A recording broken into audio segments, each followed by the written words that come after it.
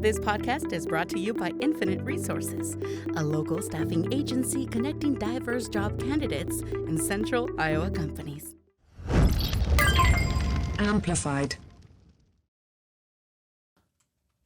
Daniel Zinnel. Thank you for joining me. We did this before during the pandemic, and 4 years later, here we're again. This season, I've been talking to CEOs and leaders, and who better else than you leading such a great organization like Proteus. So thank you for joining me. And would you mind kind of introducing yourself and what you do in your organization? Sure. Well, thanks for having me. It's always great to see you. 4 years later, wow, so much has changed. Yeah. Well, I'm Daniel Zinnel. I'm a lifelong Iowan. I grew up on a farm outside of a tiny town called Pomeroy between Fort Dodge and Storm Lake. It's now a town of maybe 500 people, but the farm was between tinier towns called Jolly and Canoke that no one probably has even heard of. Mm-hmm. I haven't heard of it. Have you? No, I haven't. Oh, you haven't? I was going to say. That's shocking. But yeah, I went to Iowa Central Community College, moved to Des Moines to perform at Adventureland. That's what originally brought me here, performing 8 shows a day on the Soda and Sound stage at Adventureland. I'm going to circle back to that. Okay. And yeah, it's just stayed in Des Moines, started my career in the nonprofit space and continued furthering my education, accumulated a few degrees, and worked at Proteus before for 7 years, from 2007 to 2014, left for 5.5 years, went to Planned Parenthood first, then to One Iowa, and then it's going to be 5 years this August that I've been back as CEO at Proteus, which is pretty wild to think about. 5 years goes by rather quickly, and throwing a pandemic in there, I think it just adds some additional warps on time in everything. But Proteus is a great organization. I'm very grateful for the opportunity to lead such incredible team members across 3 states. We're across Iowa, Nebraska, and Indiana, providing services to empower farm workers by meeting them where they're at and getting them the access to the resources they need in order to find greater self-sufficiency. We do that through education assistance and job training.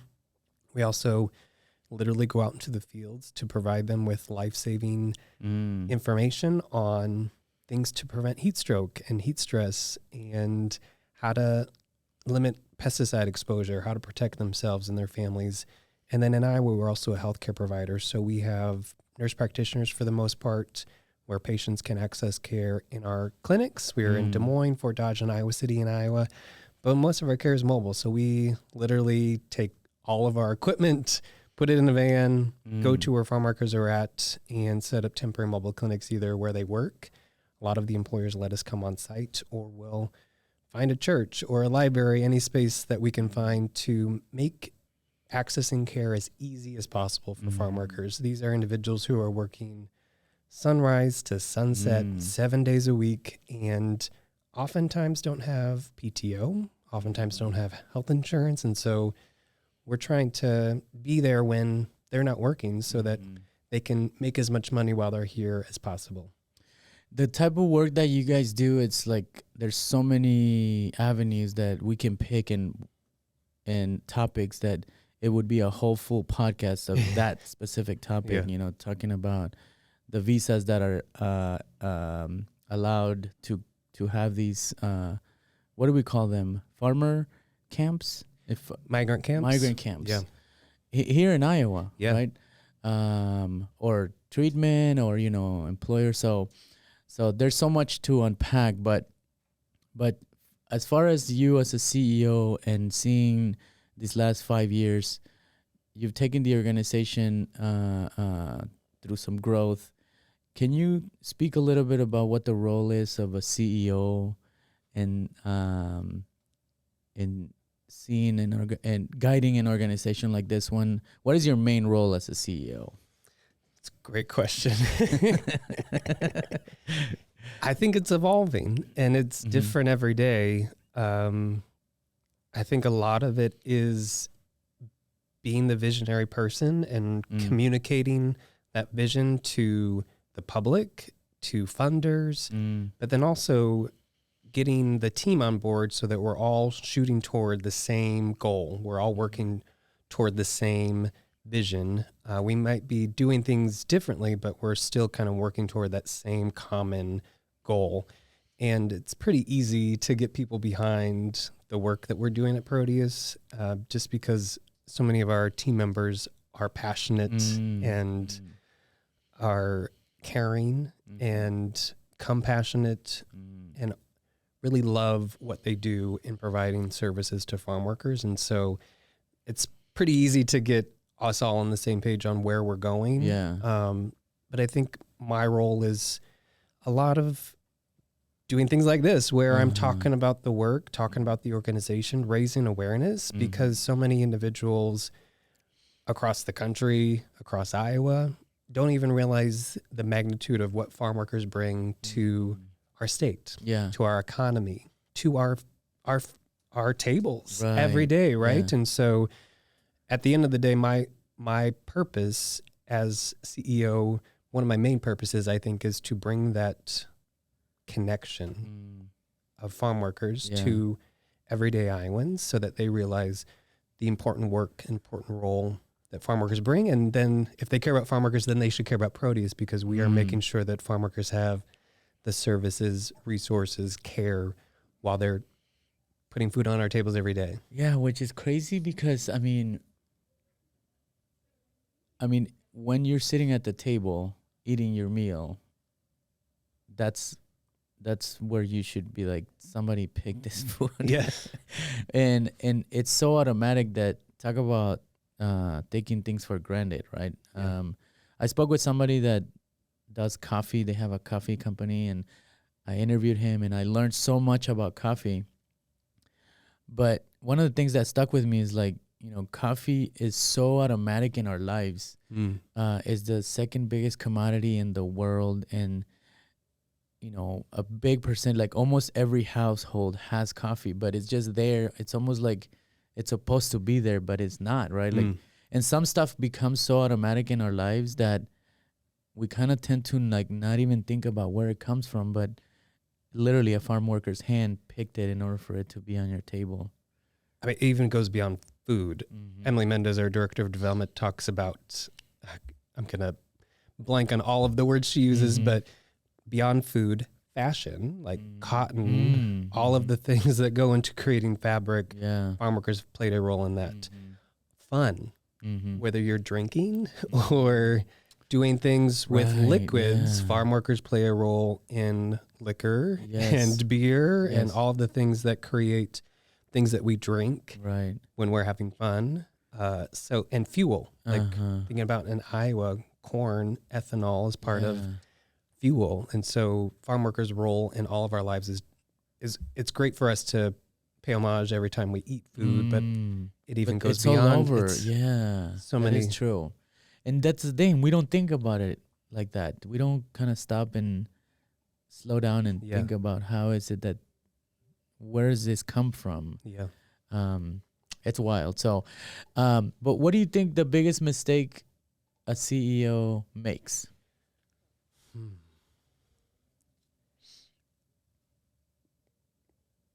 I mean, I feel like I've made a lot of mistakes in my career, but I think that's part of what a good CEO does, is being willing to acknowledge those mistakes and learn from them.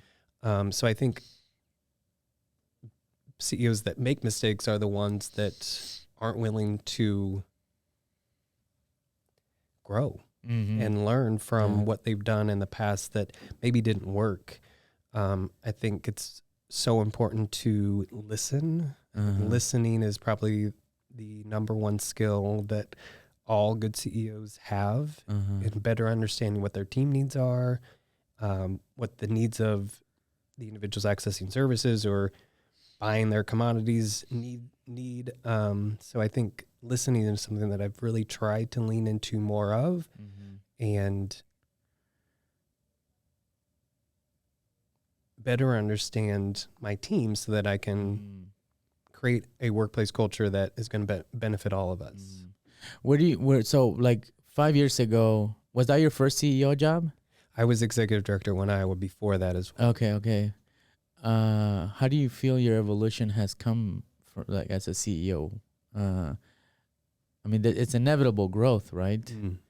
What would you tell your 5 years ago self?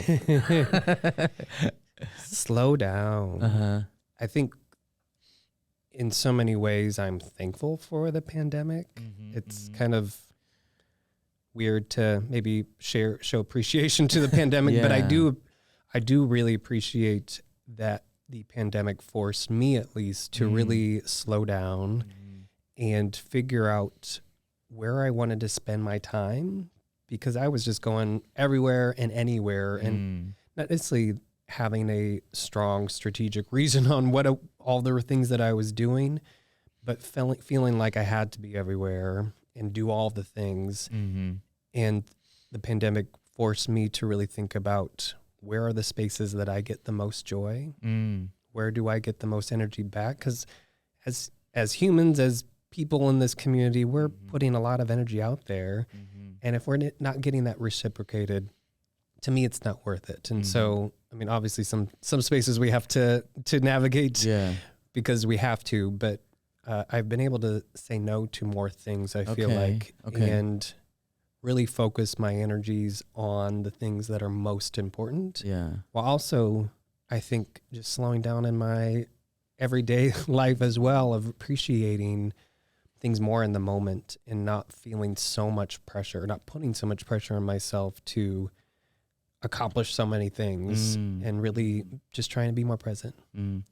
So do you mind sharing, like, the growth of Proteus? How many branches did you have 5 years ago to now, or what has been the trajectory? And the reason why I asked that is, like,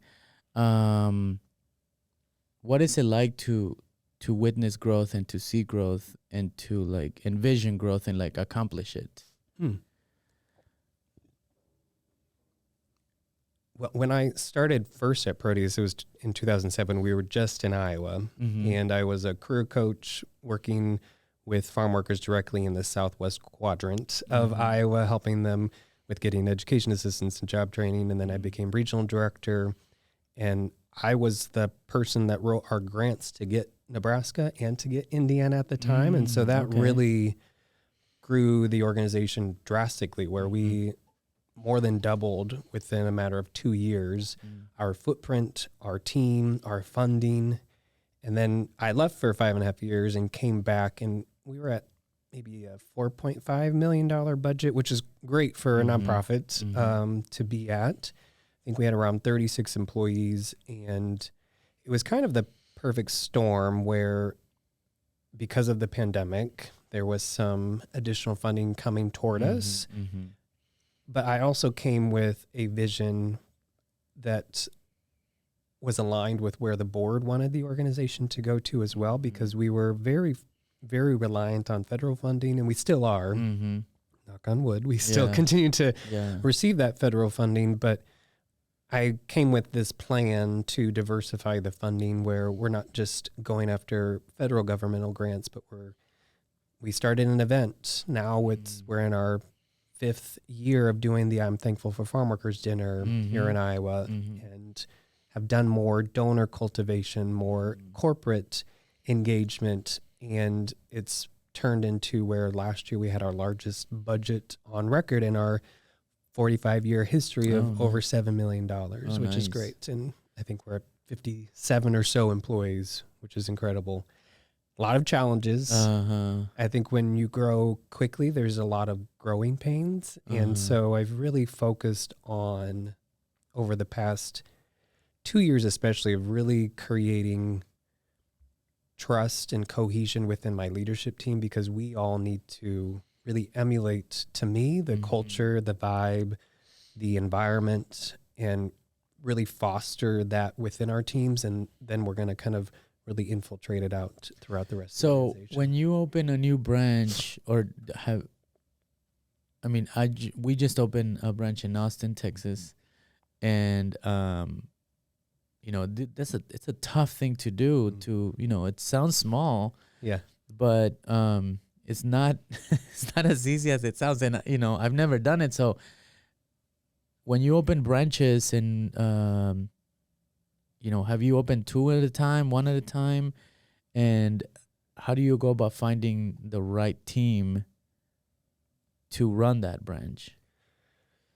Great question. When we opened up Indiana and Nebraska, we were opened up 4 or more locations at the same time. Oh, wow. We started with 1 in each of them first to get them off the ground, to get we call them regional directors that kind of oversee the programmatic implementation across those regions. So we kind of started with them and allowed them to then hire their team so that there's more buy-in. Yes. So that was kind of our strategy. Yeah. And I think for the most part, it's worked. Obviously, there's challenges always when you're going into a new space. I think it was easier in Nebraska just because it's closer in proximity. It's a little bit easier to get to. And so Indiana, even though it's still Midwest, I feel like has a lot more difference in how it operates compared to Iowa, for example, where it's much more populated. There's a lot more larger cities. There's still a lot of rural areas, but even their agriculture is vastly different than Iowa. Northern is still pretty similar to Iowa, where it's corn, soybeans, but they have very large tomato growers. They have very large melon growers in southern Indiana. So there was just a lot of things to learn for sure. And I think that's my advice, is to always be willing to learn and engage with local people, because that's how you're going to have the most success. How do you make your decisions as far as opening branches? Do you talk to, is it like the board, the CFO, and I guess what I'm trying to get at is, sometimes when you're making a decision to make a move, numbers are basically the ones that kind of dictate whether you can do that or not. And I've learned that your gut is always not the first thing to follow. Now that I've gone through this experience of opening a new branch, but what is your step? What is your ritual when you have this vision and you want to start following it? Who's your first person that you go to? I mean, I work very closely with our CFO. She's been with the organization for over 30 years. And has such incredible knowledge about the work, about the organization, the history. And so she's seen the evolution of our organization go through very, very big changes over the past 30 plus years she's been with us. And so we talk a lot and we engage the board when necessary, and also the general leadership team. But then we'll talk with other folks if it's in an area that's close proximity. So if we're going to a different region in Nebraska, we'll definitely engage the regional directors and team there to get their perspective. But usually it's finding, we'll usually set up in a more populated place just because it's easier to find and recruit out of a larger population. I see. Where do you see Proteus going? Like, where do you see it in 5 years? It's a good question. I think our board envisions us to be a Midwestern organization. And so hopefully we continue to stay in our 3 states, but I could see us expanding some types of services, maybe outside, we'll see. But we definitely want to take healthcare services to Indiana and Nebraska, or at least start that process. And so we're in the middle of trying to find funders to at least fund like a healthcare navigator in Nebraska and in Indiana to really start that work in order for us to really figure out what's currently happening on the ground with healthcare services, healthcare providers, and being able to at least connect farm workers to them in the meantime while we're trying to build out our health team and the health program in those areas as well. Do some farm workers, like, they don't know that Proteus exists, or like, and that's kind of the job, right? To get out to them. Yes. And this is free to the farmers. Correct. And farmers technically likely would qualify for our services as well. So it's not strictly just farm workers, although that's who historically has benefited from our services, but farmers like my father, who is a farmer and is working on the field. Technically, he would qualify for our services as well. I see. So it just depends, but anyone working in agriculture, even like aquaculture, working in greenhouses and nurseries, for the most part, qualifies. But our whole goal is to always reach more farm workers so that they're aware of our services. I would say we have fairly decent word of mouth, at least within the spaces that we've historically worked in. Yeah.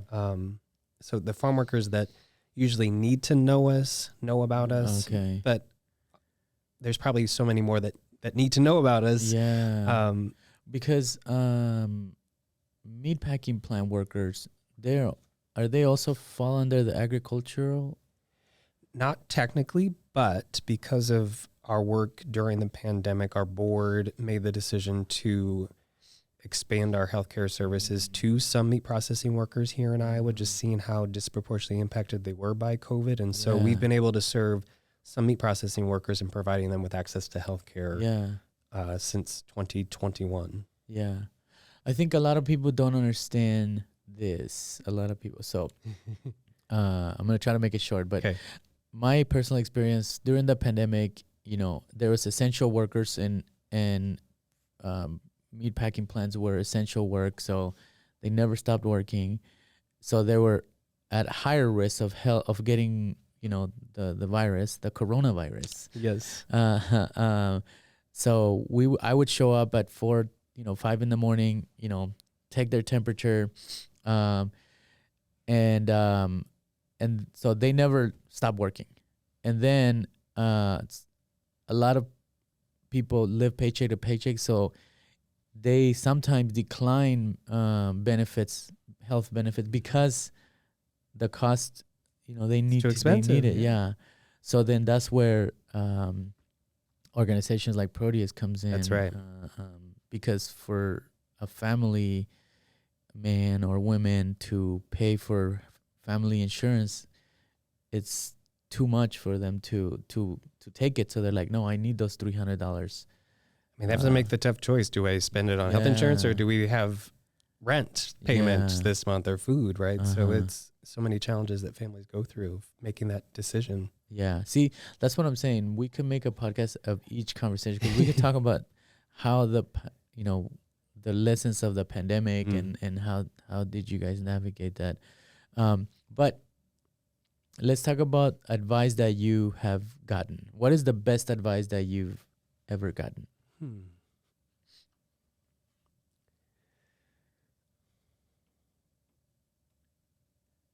This is a random one. It's more for, I think, professional growth for others who are interested in that. I had a former boss who told me, if I get the chance to interview for a job every year, you should do it. Regardless if you want to leave, regardless if you have any interest in that position. But if you're looking for future professional growth, you should interview for a job every year, because those are skills that you can't really learn until you go through that experience. And you're going to learn so much by going through interviewing experiences about yourself, about how to engage with people, how to answer questions, and be more prepared for when the perfect job is in front of you that you're most prepared for. And so I never heard about that one. That's like a random advice that I was given by a boss that I worked for in the past. What is the best advice that you could give a CEO? I mean, so many things. One of the things that I have really leaned into that I think has benefited me well is knowing my personal leadership values. I did this internal strategic plan with myself probably 10 years ago now, maybe even more than that, where I kind of created this aesthetic brand for myself of how I wanted people to see me, how I wanted them to feel when they're around me. And part of that was creating personal leadership values. So I have 5 leadership values. Okay. Humility. Let's see if I can remember them. Humility, authenticity, compassion, intentionality, and joy.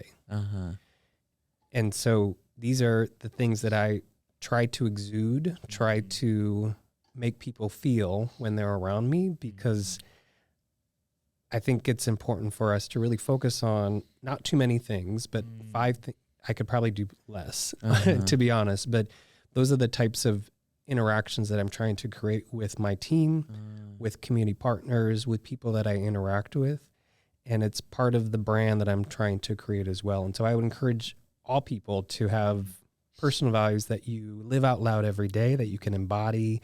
And sometimes we have to lean on one more than the other. I think we've talked about my lean into joy during the pandemic. I did a daily dose of joy post on social media every day for a year.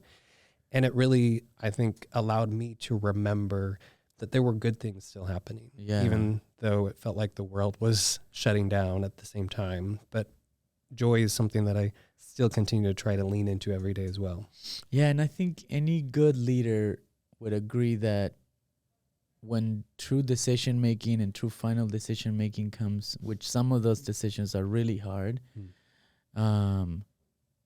if you have your values and if you kind of stick with those, then usually you're comfortable with living with that decision, right? That's right. Where if you don't kind of have pillars to go to, I don't know how that feels after, but because usually I try my best to also just kind of, what is the most fair thing to do? What is the most best thing to do? Because nothing is ever like the best 100%. Correct. So it's the more I talk to leaders, the more I talk to people that are genuine, true leaders, it seems to be a common thread of thought process of like, you know, I know it can sound very tacky and it can sound very cheesy, right? You know, this is our mission, these are our values, this is our but it's very true. So true. And it kind of trickles down to your team, and then that person trickles down to the rest of the. I think it all falls back to, you need to know who you are as a person before you can know others. And so that, I think, is what it all boils down to. Like, we as individuals, as a leader, you need to know who you are, what you stand for, how people perceive you. Yeah. When I walk into a room as a white, cis, gay man, I'm very aware of my identities, my experiences, and how people might be perceiving me. And so in order for me to work with others who have maybe different identities and experiences, I need to know what I'm bringing to the table and be able to engage them so that it's not this power privilege kind of coming at you, but how can I engage you in this conversation where it feels like you're part of the team, part of the conversation? Yeah. Let's talk about some challenges. Okay. I'll start because sometimes I've been in positions or meetings where I feel that people take too much freedom to speak with me in certain ways, and I'm that type of person that when I'm in the shower, I'm like, I should have said this, you know, like I don't have it in me to create conflict right at the moment. But then the more I think about it, the more I'm like, how dare this person spoke to me that way? Or like they had this freedom to just do something where I know with other business owners or with other entrepreneurs or with other people, these are within the business world, right? Like I'm not talking about in my regular life. And like the only thing that I can think of is, you know, this person felt so free to talk to me in a certain way. That I kind of identify, like, yes, I'm a brown person, I'm an immigrant, so you're a gay man. What are your challenges that have you in this world of business? If you don't mind sharing. Yeah. I mean, to be honest, I feel like I've been very privileged to be in spaces. I think in a lot of ways, I've been a safe gay man to be in spaces because of past experiences, of past interactions with people. And so I have really tried to use the space and time that I have given as wisely as I can to push back on ideas, to propel forward ideals that I believe in that maybe they're not thinking about. But to be honest, because I'm white and a cis man, just entering spaces, I'm offered a lot of privilege by how I am perceived. Yeah. Yeah. All right. I think so. Yeah. Like there's so many times where I feel like I'm becoming more and more cynical in especially community space, different community leadership spaces where I feel like we're having the same conversations over and over, and I'm seeing the same people over and over. And so part of my internal dialogue is, and part of the question I'm asking, not only myself, but other leaders, when are you willing to give up power? And is there somebody else that maybe should be in that spot that could better represent more voices, more experiences, more identities to bring to the table? So like, those are all the things that I'm grappling with. And that's a great question.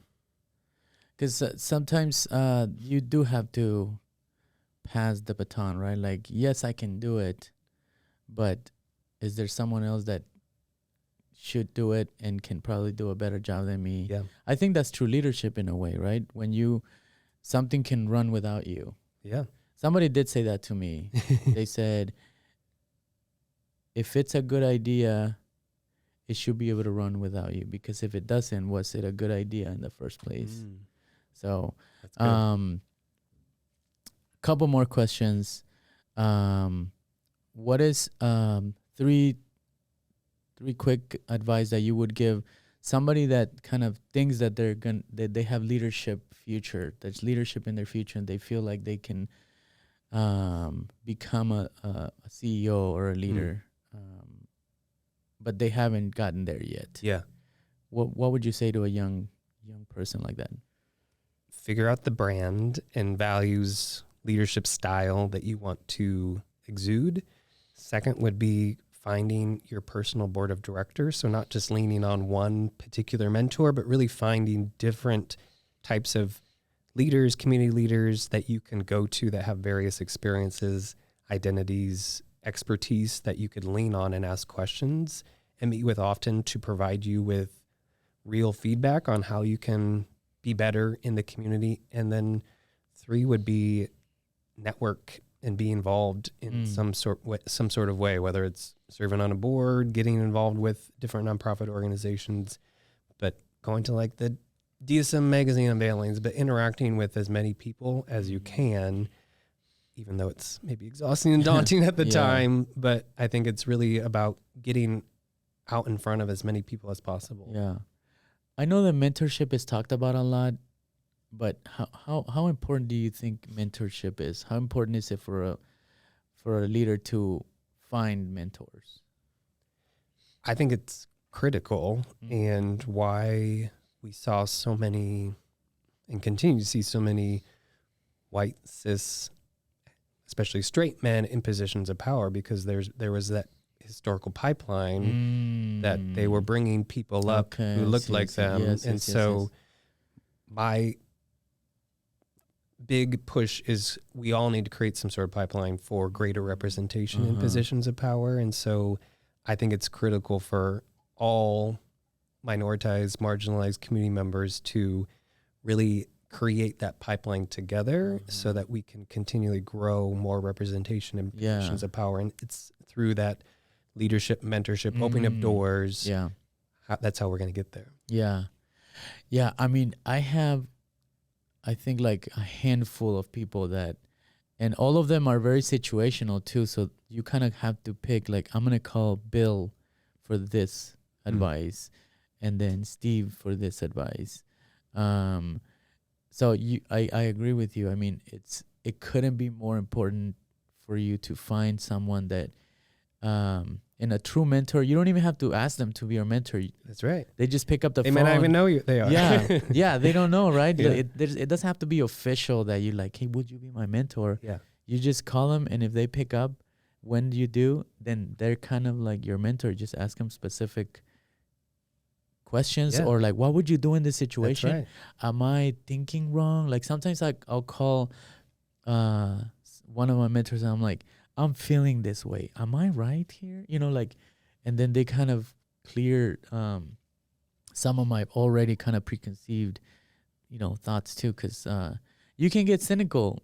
Yes. You know, you can get cynical and bitter and all that stuff. So mentorship is crucial. And sometimes it turns into like sponsorship. So I'll give an example. Susanna DeBaca is one of my mentors.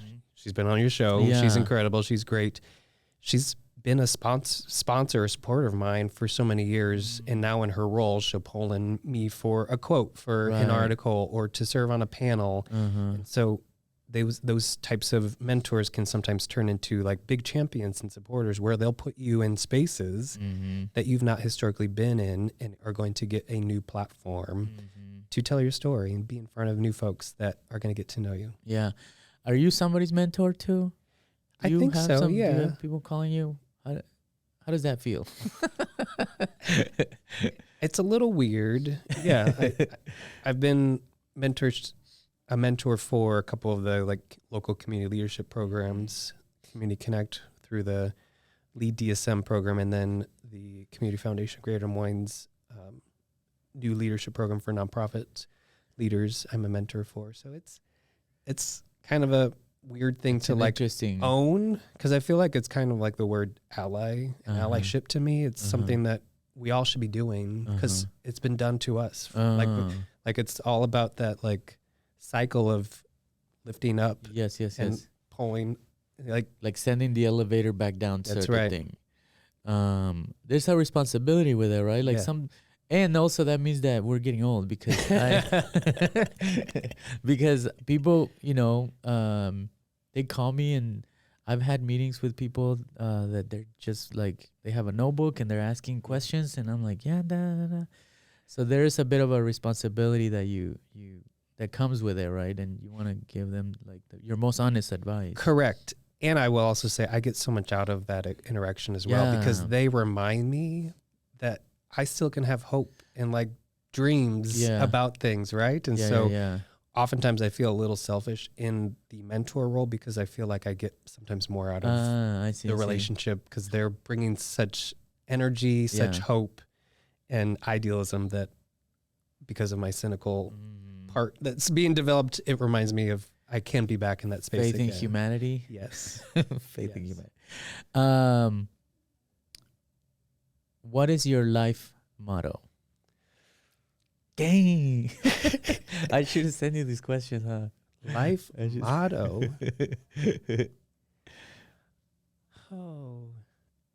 One of my favorite books that I have ever read is the Book of Joy, which is kind of what sparked this journey of leading into joy more. And so I think that's becoming my motto. Like living a life of joy. It's what is that saying? Just existing. What is it? Joy is an act of resistance. That's right. Sometimes just by being and living, you're showing the world that. And I think so many of us need that, like the queer joy and resistance to all of the horrible things that have happened in this country and in the state over the past years is something that has been leaned into, I think, more and more. But I think we're seeing that in all of the movements, right? Because there is so much joy, and it is showing the others that, I mean, screw you. Like, whatever you're doing is over there, but we're going to continue to, we're keep existing, keep being, living a joyful life. And we're still around. We're not going anywhere. So just give us time and we're going to fight back and someday we'll win. Yeah. So how can anybody, what's your mission right now? How can they connect with you, work with you? Is there any other projects that you're involved that you want people to know? I mean, find Proteus on all of the social media platforms. You can attend our I'm Thankful for Farm Workers dinner this fall. That would be a great way to learn more. Donate. We're doing our Water for Farm Workers campaign right now where we're raising funds in order for us to purchase hydro flasks to take out to farm workers, knowing that so many of them don't have the proper glasses or bottles to keep their water cool all day. And so we've been doing this campaign for the past couple of years. We also launched a couple of new programs. We have a farm worker youth leadership development program that we're in the third cohort of. We're going to be launching it more publicly to allow for any farm worker youth to participate in the very near future. And it's really geared toward helping farm worker youth develop the skills they need in order to be the advocate for themselves and their families, so that we can get out of the way. They can be the voice. They can lead this work. And then we're also launching some financial empowerment programming for farm workers and meat processing workers. So stay tuned to that. But one really cool project we've done over the past year is partnering with Capital City Fruits. We got some funding from Tito's Handmade Vodka. We were one of their passion projects that they awarded $50,000 to. And so we have been working to identify 100 farm worker families in our state who we provide services to, who are in food deserts, but also experiencing diabetes or hypertension and just need access to fresh produce. So we're paying for fresh produce. The Capital City Fruit will deliver a fresh produce box to their doorstep every 2 weeks for 6 months for free. Wow, that's crazy. Yeah. That's amazing. People think that it doesn't, to contribute or to participate doesn't have to be huge donations or anything, like long sleeve shirts. That's right, long sleeve shirts. We do a campaign in March and we hand them out in the summer to protect farm workers from pesticides and also sun exposure. So there's so many ways that they can contribute and stuff. So Proteus, which Proteus is like a Greek god? Yes. What Greek is god. If you prayed to him, he would transform into what you were in need of. And so that's the ethos of what Proteus, our organization, tries to embody, transforming to meet the needs of farm workers. We'll just leave it at that then. Right. That's very cool ending. All right. Thank you, Daniel. I appreciate you coming. Thank you so much. And thank you for the work that you do. It's a very, it must feel really rewarding for you, and you seem to be a great leader for that organization. So Well, thank you. thank you for doing the work that you do, and thank you, everybody, and we'll see you next time.